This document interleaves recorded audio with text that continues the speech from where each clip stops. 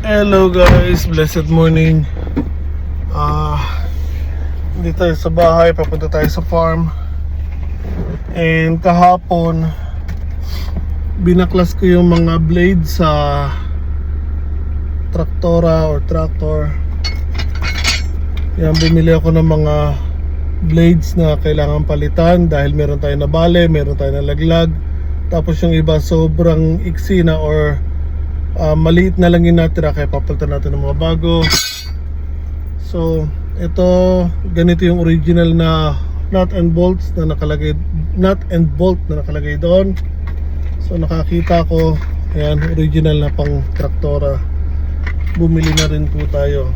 So itong truck nga pala, pinasok na magnanakaw ng isang gabi.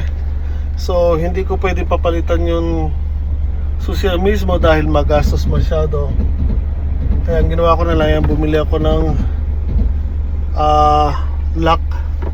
So pag natutulog ako, nilalak ko na lang tong manibela. So yan, ito naman na tayo sa farm. Kabit ko itong mga blade, then ikakalat yung animal manure, padaanan natin ng traktora.